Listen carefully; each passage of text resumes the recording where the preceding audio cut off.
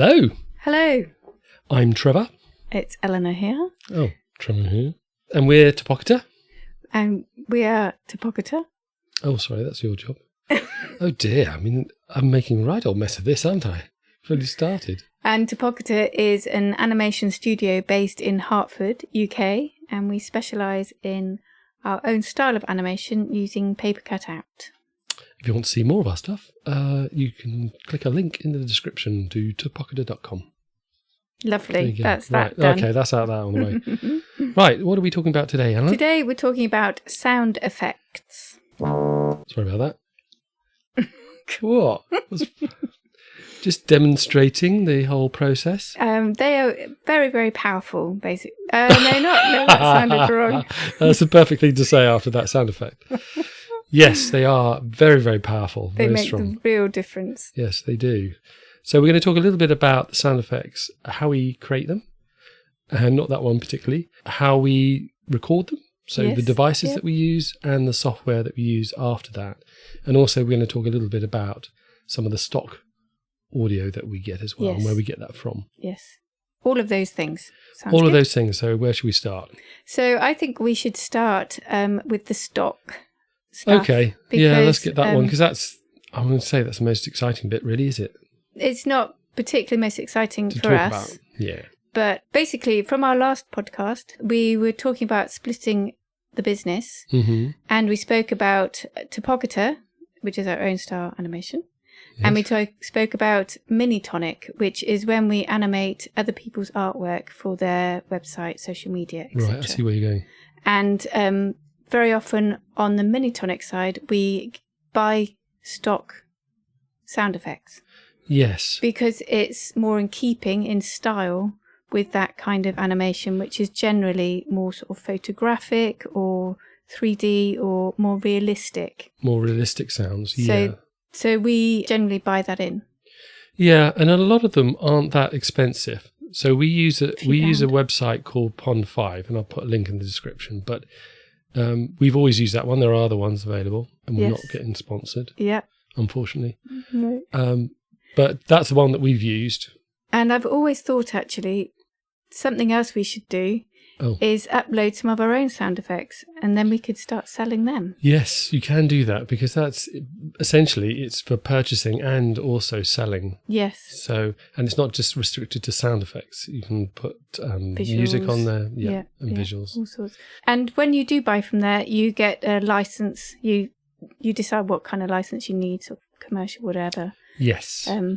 And sometimes you would credit. It's not quite the same as with music. No. With music, you would try and tie it down to who composed it. But sound effects, I think I've seen programs where they put Pond5 as a credit at the end. So you could do that if you wanted to. But no, majority of the time, yes, we go to Pond5. It's quicker for a lot of things. And a lot of them are sound effects that you just wouldn't record out in the field. That's true. But having said it's quicker, sometimes there's so many to listen through that it is actually a little bit of a trawl. But in the end, it's quicker. Yeah, it makes things possible. I like the way that you can add them to sort of favourite lists, if you like. Right. So that makes the selection process a little bit easier. Yes. So you can just mark them as sort of potentials, of if interest. You like. Yeah. So that's that, the stock side. What about the out in the field? We don't have to be out in a field. I mean outside. Or, we're going to talk a little bit about inside recording as well.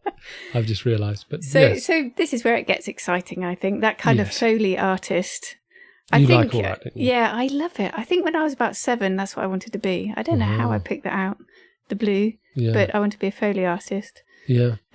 It didn't happen, but this is the closest I think I'm going to get, which is basically using sound, recognizing sound, recording and using it, maybe repitching, we'll talk about later. Yes. That it then is the sound effect of something else. So it's using a sound and then using it for something else. Does that make sense? It does, yeah. Right. And that's the fantastic part about the Foley artist thing. The basic is like the wobble board thing to create thunder sounds and things like that. Yeah, and I think, is it hitting a cabbage? chopping off a head. Yeah, or like, thumping a human sounds like hitting a cabbage. Oh dear. Yes. So we use another thing we use. Another thing we use is we've got a Yamaha keyboard, which I think we probably bought to actually learn to play it, but we now use it more for sound effects because it's got such great. It hasn't just got the normal keyboard sounds. No, it's got the real 70s feel. Yeah. So we've used that surprisingly a lot. Yeah. Yeah. Also, you're going to talk about the whole duvet. Well, that's a classic. Situation. If you are recording your own sound in your own home, quite often it will then sound like you are recording in a room or in a empty box. Yes, and the way to get around that, of course, is to record under a duvet. So it could get quite technical, of course, that you don't want rustling, so you have to kind of make a tent. Try and keep still under your duvet, yeah. Duvet. Yes. But it does actually work. So that's all about sort of deadening the sound, so it sounds specific and close. And there's a fantastic video, I think was... Yeah, we'll put a link to it, of one of the voiceovers in Samarost 3 by Amanita Design, which is a fantastic game. They do some really brilliant, quirky stuff. Yeah. And he was recording his piece to a microphone, sat on a sofa with all the sofa cushions around him and a carpet over his head. And it's just like, yes, that is what you need. Yeah. Brilliant. Yeah, you come up with these sort of very lo-fi techniques to kind of make sure that you don't get exterior sounds or any sort of echo or reverb. Obviously, the other end is you get a soundproof booth. Yes. Which we do know, fantastic voiceover artist. Yes, we do. Created that in their sort of top room. Yes, she's got her own. I think booth. we're going to interview her, aren't we? We're going to try. Well, we haven't asked her yet. She doesn't know this yet. If she's listening to this, she might start to get a bit nervous. But I think we're going to do a podcast about narration. Yes, I think there's worth another whole podcast about that, and maybe even about music. Yes, but they're too big a subject to sort of bring into the sound effects one. So we'll come back to this. Basically, what we record on is a handheld recorder. So it's not a field recorder. Yes. Which is... Well, they're a bit more technical device, really, and they're specifically designed for going out in the field and recording stuff. Whereas the one we use is a handheld recorder. It's maybe not specifically going out. But it is one of the few that you can record surround sound. So it's got 4 channels. So you can do surround sound, stereo, and mono. This sounds fantastic. What is it? And it's called It's called Zoom H2N. It's nothing to do with the Zoom channel that you chat over. No. It's very small. The other point that this recorder has is called gain. What's gain? Button. Basically, it's if you want to record close by, which is what I'm doing now. I'm right next to the recorder. Mm-hmm. I can turn the button. Yes, the dial. The dial. Yes.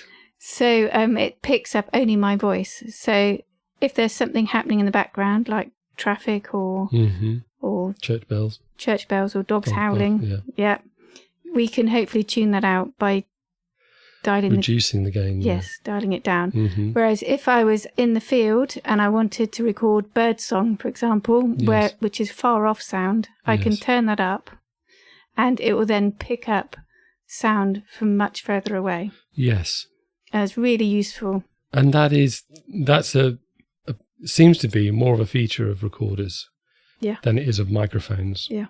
And microphones tend to be, you have to be right next to the microphone really for it specific. To pick things up. Yeah. So, and sorry, one more thing. Yeah. Retail price on this recorder is around about £130. But there are some I found secondhand that you could get for about 80 quid or something. So they are that little bit more expensive than a microphone. Yeah. Well, depending on which ones you get, but because you can actually record onto it. So when you are out in the field... Yes. Have we got any examples? We have example. Well, the bird song is a lovely example. Is a lovely example, but we've got one that sort of perfectly demonstrates what you were talking about earlier, which is recording one sound and presenting it as something else. Yes, that's true. So I think you would present this sound we're going to play to you. Yeah. I think you would present it as maybe some sort of gremlin characters. Yes, that is true. But let's just play it and then see if people can kind of work out what it might originally be. Okay, go on. So, any guesses? No one can interact with us, Trevor. I know, but I know what it is. You know what it is. Come on, tell us then. So we were out on a dog walk, and it was two very cute little pugs. The dog. Yeah, they came right up to the microphone because they were just curious about what it was. Yeah. And so that little snuffling and is just perfect. It's fantastic. We haven't used it yet, but we will do. We're waiting for the we've got to crowbar some gremlins into some of our work. But yeah, it was brilliant. Really, really fantastic. And also, the owner got very excited about recording. What we were actually doing. Yeah. We talk about how you actually get it onto your computer once you've recorded it. It's got an SD card, and you can also connect it via USB. And once it's on your computer, we use a program called... It's a program called Reaper. Reaper, sounds a bit grim. Which is they call it a digital audio workstation. It's essentially just a bit of software that allows you to bring in various different sounds, music, sound effects, etc., and mix them together. But you can also do audio effects within it as well. But having said that, I mean, it is the whole sound sort of area is hugely complex. Yes. So we use a pretty small corner of Reaper to do what we need to do. We do. But it is quite an extensive area. It's quite daunting when you first go there. But I think you just make sure that you're just learning the bits that you need to know rather than trying to sort of cram the whole thing. Because there is we've got a manual for it and it's super thick.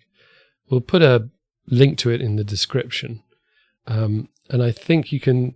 Well, it's got an evaluation process, so you can try it out, and then there's pricing tiers after that. So. Yes, yeah.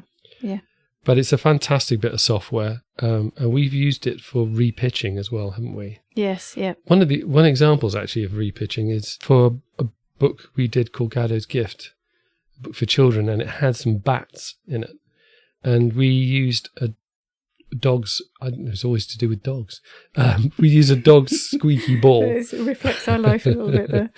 And then we repitched that to get the sort of high-pitched bat squeak. Yes. So, okay, here this is the original squeaky ball, and this is the bat sound repitch. So it's a very simple example, but it shows you that once you've recorded your sound, repitching can help. Even with voices, it really helps. I mean, obviously, everyone knows you can get that sort of chipmunk sound. The Smurf.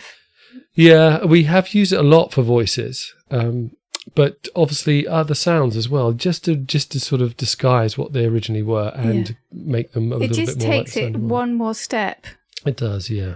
Into some other world that isn't necessarily obvious. But it just takes it away from utter reality a little bit, and that's quite often what we're looking for. That is our sort of, if you're going to call sound style, images have styles, sounds, we see that as having styles as well. And our style is just slightly off realistic. We have tried, I think people have suggested before maybe sounds that would be a bit more cartoony, but that really doesn't fit with our visuals. Yeah, you kind of assume animation, you would have these kind of animated sounds that would go with it. But what seems to work more, because I think we have more kind of textural animation, is kind of real life sound, but then slightly altered. Yeah, just slightly off kilter. It does sort of suit. So no cartoony... as soon as you put cartoony sounds on, it just doesn't sound right, sorry. With the visuals, but it doesn't feel right. Then that's the sound and the visuals together. Yeah, so it's definitely something to consider if you're going to add sound effects to anything. Just consider how they fit with the visuals, And do they sound cartoony or too cartoony for what you're actually wanting? And I've also felt that we did that to bring people absorb them into the world a bit more. So the sounds are a little bit more realistic and beguiling than the whiz-bang kind of cartoon sounds that would maybe bring you out of the world a little bit, I think. Yeah. Like I say, we would like to do another podcast about narration. Yes. Hopefully with a guest. She might say yeah. We haven't asked her yet. And then also possibly one about music. Yes. But we'll keep you posted on that. Yeah, there's sort of topics that have a podcast in their own right. And so I think we've spoken about how we use sound effects. It'd be great to hear from anyone else with this suggestions. Oh, yes. You can leave comments in the... Well, you can't do it on most of the podcast services, but I'll place a link in the description to our blog, and that has the podcast in it, and then you can leave comments there. That would be fantastic. And but for now... Yes, for now, that's it. Thank you very much for listening. Thank you for listening. Goodbye. Bye-bye. Bye.